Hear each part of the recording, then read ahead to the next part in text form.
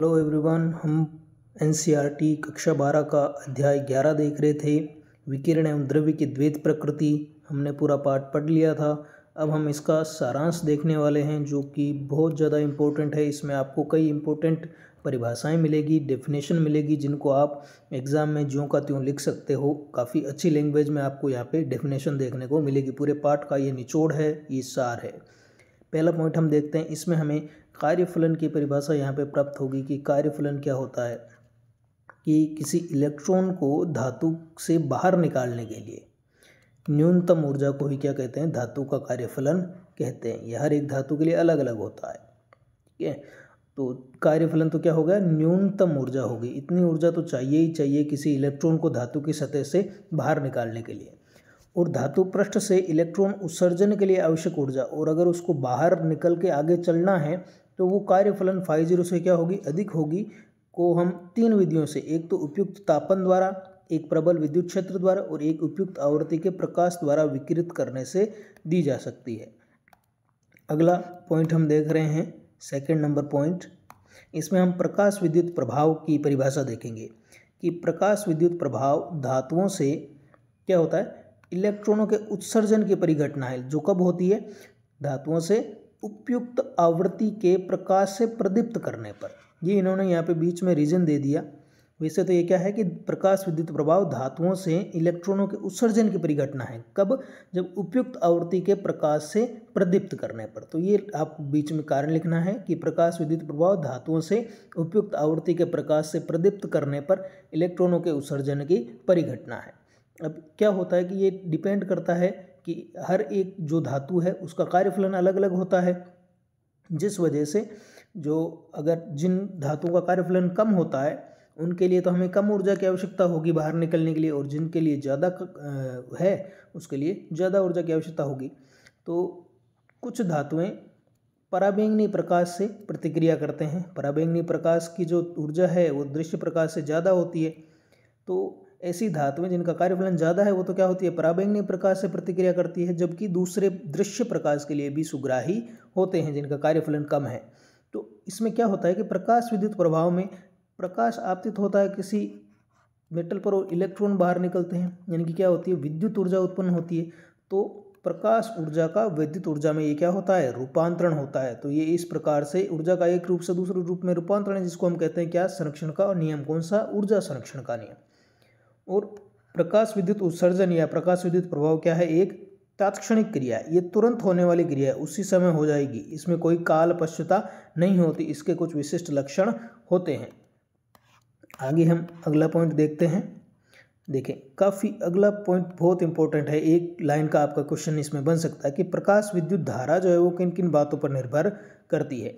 एक तो ये निर्भर करती है आपतित प्रकाश की तीव्रता। तीव्रता से यहाँ क्या मतलब है कि प्रति सेकंड प्रति एकांक क्षेत्रफल कितने फोटोन गिरे, यानी कि तीव्रता क्या है, प्रति सेकंड प्रति एकांक क्षेत्रफल गिरने वाले फोटोनों की संख्या। और जो एक फोटोन किससे क्रिया करता है, एक इलेक्ट्रॉन से क्रिया करता है। वो एक इलेक्ट्रॉन को ऊर्जा देगा और इलेक्ट्रॉन क्या निकल जाएगा, बाहर निकल जाएगा। तो जितने ज़्यादा प्रोटॉन होंगे उतने ही ज़्यादा क्या होंगे, इलेक्ट्रॉन बाहर निकलेंगे, प्रकाशिक इलेक्ट्रॉन।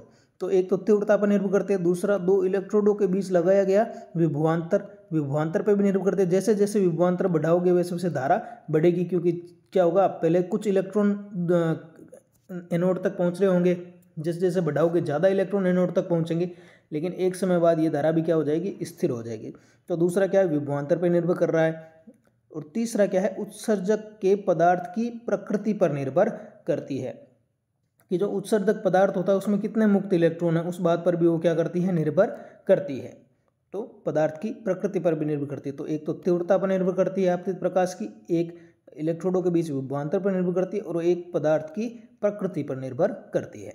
अगला पॉइंट चलते हैं हम, रोधक विभव जो है, या जिसको निरोधी विभव V0 कहते हैं, ये किस किस बात पर निर्भर करता है, निरोधी विभव किस पे बात पर निर्भर करेगा, आवृत्ति पर निर्भर करेगा। ये ध्यान में रखना है। प्रकाश विद्युत धारा तो किस पे निर्भर करते हैं, तीव्रता पे, और निरोधी विभव किस पर करता है, आवृत्ति पर। क्योंकि प्रत्येक फोटोन की जो ऊर्जा है वो उसकी आवृत्ति से निर्धारित होती है, E=h/ν।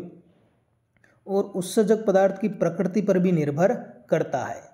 ठीक है, क्योंकि ये किस पे, अधिकतम गतिज ऊर्जा पे के इक्वल होता है। आपतित प्रकाश की किसी दी हुई आवृत्ति के लिए यह इसकी तीव्रता पर निर्भर नहीं करता, बिल्कुल तीव्रता पर बिल्कुल भी नहीं करता। निरोधी विभव, रोधी का विभव का उत्सर्जन इलेक्ट्रॉनों की उच्चतम गतिज ऊर्जा से संबंधित होता है कि भाई उच्चतम गतिज ऊर्जा वाला जो इलेक्ट्रॉन है उसको भी ये क्या करे, विभव ऐसा लगाएं कि वो इलेक्ट्रॉन भी प्रतिकर्षित होकर पीछे चला जाए, अधिकतम गतिज ऊर्जा वाला। तो इसको हम लिख सकते हैं EV0 जो होता है कि एक इलेक्ट्रॉन पर इस विभवांतर के कारण जो कार्य किया जाता है EV0 वो किसके इक्वल होगा, उसकी अधिकतम गतिज ऊर्जा के इक्वल होता है, K उच्च के इक्वल होता है। चलते हैं हमारा नेक्स्ट पॉइंट देखते हैं कि 5वां कि एक निश्चित आवृत्ति जिसको हम क्या कहते हैं, दहली आवृत्ति कहते हैं, ν0 कहते हैं, इसके नीचे यानी कि इससे कम, दहली आवृत्ति से कम जो धातु का अभिलक्षण है, जो दहली आवृत्ति है वो किसका अभिलक्षण है, धातु का अभिलक्षण है। हर एक धातु के लिए अलग अलग होती है, जैसे कि कार्यफलन है, ठीक है। तो कार्यफलन इससे संबंधित है φ0 = hν0। तो ये दोनों ही क्या है, धातु का अभिलक्षण है। तो इससे अगर नीचे रहेगी ऊर्जा, आवृत्ति जो है वो ν0 से नीचे रहेगी तो प्रकाश विद्युत उत्सर्जित नहीं होता, चाहे आपतित प्रकाश की तीव्रता कितनी भी अधिक क्यों न हो। तो यहाँ से हमें दहली आवृत्ति की परिभाषा एक मिल गई कि एक निश्चित आवृत्ति ν0 के नीचे जो कि धातु का अभिलक्षण है, कोई प्रकाश विद्युत उत्सर्जित नहीं होता, चाहे आपतित प्रकाश की तीव्रता कितनी भी अधिक क्यों न हो। अगला पॉइंट हम देख रहे हैं कि क्लासिकी जो तरंग सिद्धांत है, क्लासिकी जो तरंग सिद्धांत है वो प्रकाश विद्युत प्रभाव के मुख्य लक्षणों की व्याख्या नहीं कर सका। क्यों नहीं कर सका? क्योंकि इसका विकिरण से ऊर्जा का सतत अवशोषण का चित्रण, क्योंकि ये क्या करता है, सतत अवशोषण करता है विकिरण ऊर्जा का। ऐसे तरंगाग्र जो गिरता है उससे जो इलेक्ट्रॉन होते हैं ये पहले इससे कुछ ऊर्जा लेंगे, है ना, सारे इलेक्ट्रॉन एक तरंगाग्र से ऊर्जा, कुछ समय बाद दूसरा तरंगाग्र आपतित होगा तो उससे कुछ ऊर्जा लेंगे। इस प्रकार से सतत अवशोषण चलता रहता है। तो ये जो सतत अवशोषण का चित्रण है ये K उच्च की तीव्रता से स्वतंत्रता, कि भाई ये व्याख्या नहीं कर सकता कि अधिकतम गतिज ऊर्जा होती है वो तीव्रता से क्या होती है, स्वतंत्र होती है, तीव्रता पर निर्भर नहीं करता है। और ν0 के अस्तित्व, ये दहली आवृत्ति के अस्तित्व की भी व्याख्या नहीं कर पाया और इस प्रकार की तात्क्षणिक प्रकृति की व्याख्या नहीं कर सका। और ये जो प्रक्रिया होती है वो तात्क्षणिक होती है, इसकी व्याख्या भी ये नहीं कर पाया, क्योंकि इसके अनुसार तो कुछ समय लगता है इलेक्ट्रॉन को ऊर्जा अवशोषित करने में। तो इन तीनों की ये व्याख्या नहीं कर पाया। आइंस्टाइन ने इन लक्षणों की व्याख्या प्रकाश के फोटोन चित्रण के आधार पर की। तो जो क्लासिक तरंग सिद्धांत है वो तो इन तीनों चीज़ों की व्याख्या नहीं कर पाया, लेकिन जो आइंस्टाइन ने जो फोटोन चित्रण दिया था, फोटोन पिक्चर दी थी, उसके आधार पर इनकी व्याख्या की जा सकी। इसके अनुसार प्रकाश ऊर्जा के विविक्त पैकेटों से बना है। विविक्त मतलब छोटे छोटे अलग अलग पैकेटों से बना है, कंटिन्यूस नहीं है, जिन्हें हम क्या कहते हैं, क्वांटा अथवा फोटोन कहते हैं। देखें, क्वांटा जो होता है वो बहुवचन है और क्वांटम क्या है, एक वचन है। तो जब हम एक फोटोन की बात करें तो हम उसको क्वांटम कहते हैं, जब हम बहुत सारे फोटोनों की बात करते हैं तो उनको क्या कहते हैं, क्वांटा कहते हैं। तो जिन्हें हम क्या कहते हैं, क्वांटा कहते हैं। प्रत्येक फोटोन की ऊर्जा E होती है hν और संवेग P होता है h/λ होता है, जो कि आपतित प्रकाश की आवृत्ति ν पर निर्भर करते हैं, परंतु इसकी तीव्रता पर निर्भर नहीं करते। ये दोनों किस पर निर्भर करता है, आवृत्ति पर निर्भर करते हैं। यहाँ तो ν आ रहा है और यहाँ लैम्बडा की जगह भी हम लिख सकते हैं c/ν, यानी कि hc/ν भी इसको लिख सकते हैं। तो ये तो तीव्रता पर निर्भर करते हैं, ये तीव्रता पर निर्भर नहीं करते। किस पर निर्भर करते हैं, आवृत्ति पर निर्भर करते हैं, जो कि हमें आवश्यकता थी यहाँ पे कि K उच्च जो है वो ν0 पर निर्भर करे, ν पर निर्भर करे, आवृत्ति पर निर्भर करे। फिर धातु के पृष्ठ से प्रकाश विद्युत उत्सर्जन एक इलेक्ट्रॉन के द्वारा फोटोन के अवशोषण से होता है। यहाँ पे जो है वो प्रत्येक इलेक्ट्रॉन एक फोटोन का अवशोषण करता है और धातु के पृष्ठ से क्या होता है, बाहर निकलता है। अब अगला पॉइंट हम देखते हैं, पॉइंट नंबर 7, कि आइंस्टाइन का प्रकाश विद्युत समीकरण ऊर्जा संरक्षण नियम के संगत है। यह ऊर्जा संरक्षण के नियम का पालन करता है। जैसे कि धातु में एक इलेक्ट्रॉन के द्वारा फोटोन अवशोषण में लागू होता है कि उच्चतम गतिज ऊर्जा वाला फोटोन ऊर्जा hν तथा लक्ष्य धातु कार्यफलन φ0 के अंतर के बराबर होती है। इसको हम देख सकते हैं कि मान लो फोटोन की ऊर्जा जो है कुल ऊर्जा h है जो कि इलेक्ट्रॉन पे गिरा। अब इलेक्ट्रॉन क्या करेगा, पहले धातु की सतह पर आएगा तो φ0 ऊर्जा लेगा, फिर जो ऊर्जा बचेगी वो उसकी क्या होगी, उच्चतम गतिज ऊर्जा होगी। तो यहाँ से k उच्च जो है, k उच्च किसके बराबर आ जाएगा, k उच्च आ जाएगा अपने पास h माइनस φ0 के, और k उच्च को हम क्या ले सकते हैं, हाफ mv² लिख सकते हैं, और जो कि ev0 के इक्वल होती है, जो कि हो जाएगा h माइनस φ0 के इक्वल। इस प्रकार प्रकाश विद्युत समीकरण से प्रकाश विद्युत प्रभाव के सभी लक्षणों की व्याख्या होती है। ये जो समीकरण है जो आइंस्टाइन ने दी, उससे हम प्रकाश विद्युत प्रभाव के सभी लक्षणों की व्याख्या कर पाते हैं। तो और मिलिकन के प्रथम परिशुद्ध प्रकाश विद्युत मापनों ने, तो जो मिलिकन थे वो वैसे तो आइंस्टाइन के इस जो थ्योरी थे उसको गलत सिद्ध करना चाहते थे, पर उन्होंने जो प्रेक्षण किए उनसे आइंस्टाइन के प्रकाश विद्युत समीकरण को इन्होंने क्या कर दिया, संपुष्ट किया, और प्लांक स्थिरांक के यथार्थ मान को इन्होंने प्राप्त किया।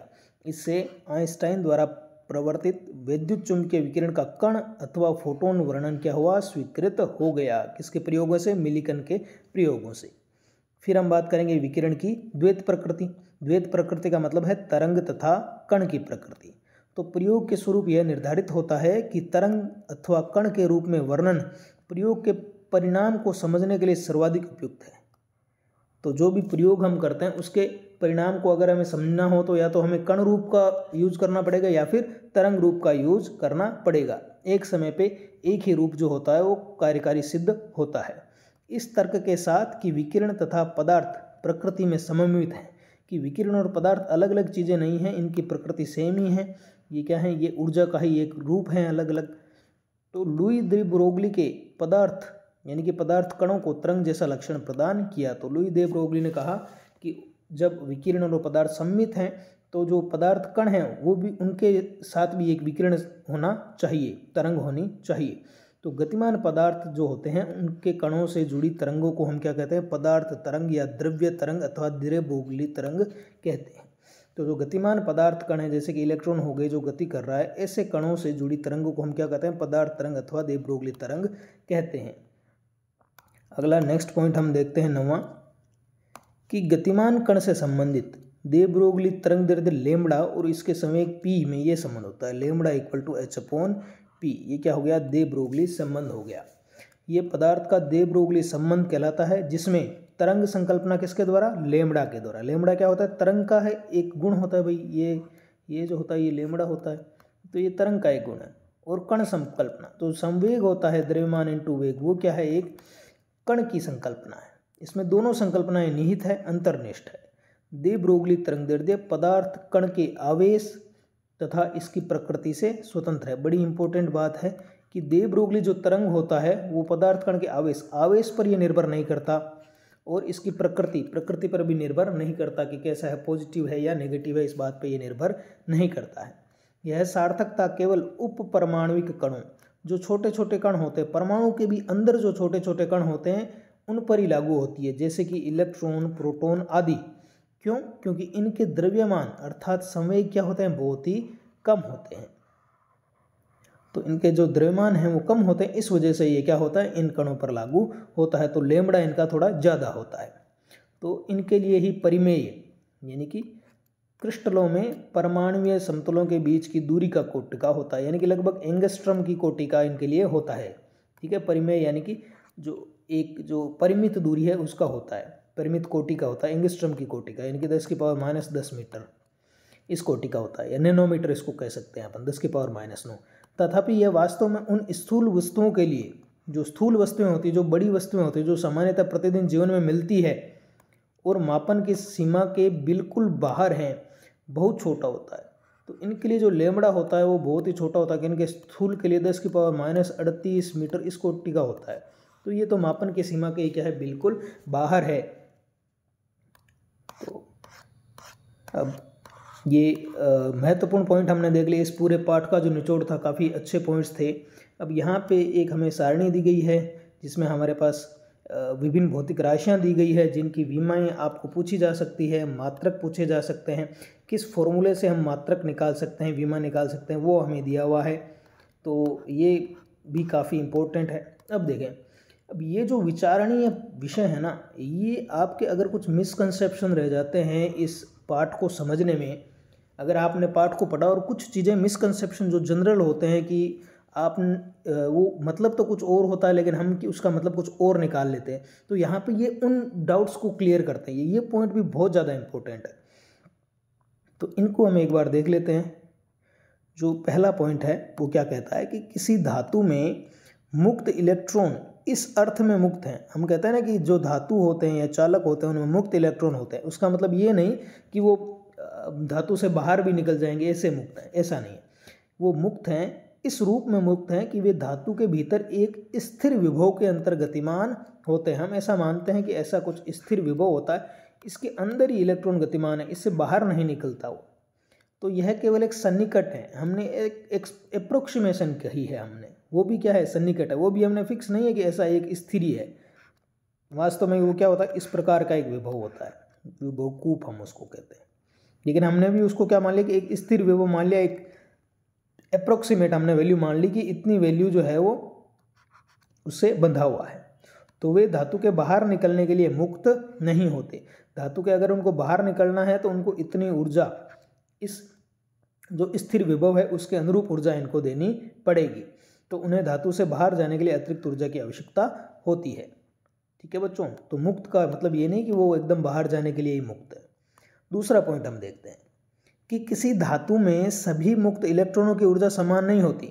अगर कोई धातु है तो उसमें एक अलग अलग परमाणु होंगे धातु के, उन परमाणुओं के अलग अलग कक्षों में इलेक्ट्रॉन होते हैं, तो सभी इलेक्ट्रॉनों की जो ऊर्जा है वो समान नहीं होती, सभी मुक्त इलेक्ट्रॉनों की ऊर्जा भी समान नहीं होती। तो किसी गैस जार में अणुओं के जैसे हम जो कहते हैं ना कि जो गैस जार है, एक गैस है उसमें गैस भरी हुई है, उसमें सभी अणु जो होते हैं वो समान ऊर्जा के नहीं होते हैं, उनका एक निश्चित वितरण होता है जिसको हम क्या कहते हैं, मैक्सवेल वितरण कहते हैं, जिसमें ऐसे कुछ एक जो होते हैं उनकी ऊर्जा बहुत कम होती है, फिर कुछ संख्या होती है जिनकी ऊर्जा अधिकतम होती है, फिर ऐसा एक ग्राफ होता है। तो सभी की ऊर्जा क्या है, समान नहीं होती। तो एक दिए गए ताप पर इलेक्ट्रॉनों का एक निश्चित ऊर्जा वितरण होता है। इसी प्रकार से क्या होता है, एक निश्चित ऊर्जा वितरण होता है। यह वितरण उस सामान्य मैक्सवेल वितरण से भिन्न होता है। तो जैसे गैसों के लिए ये मैक्सवेल वितरण होता है, वैसे ही क्या होता है, इनके लिए इलेक्ट्रॉनों के लिए भी एक वितरण होता है जिसको अपन फर्मी डिराक वितरण बोलते हैं। वो अभी टॉपिक आपके यहाँ नहीं है। वो क्या करते हैं, पाउली के अपवर्जन सिद्धांत का अनुसरण इलेक्ट्रॉन करते हैं। जैसे कि आप गैसों के गति सिद्धांत के अध्ययन में पढ़ चुके हैं, जो मैक्सवेल वितरण हम पढ़ चुके हैं किसमें, कक्षा 11 में, उससे ये थोड़ा भिन्न होता है वितरण। लेकिन एक बात फिक्स है कि सभी जो इलेक्ट्रॉन होते हैं उनकी ऊर्जा समान नहीं होती। इसके विषय में आप बाद के पाठ्यक्रम में जानेंगे, परंतु भिन्नता का संबंध इस तथ्य से है।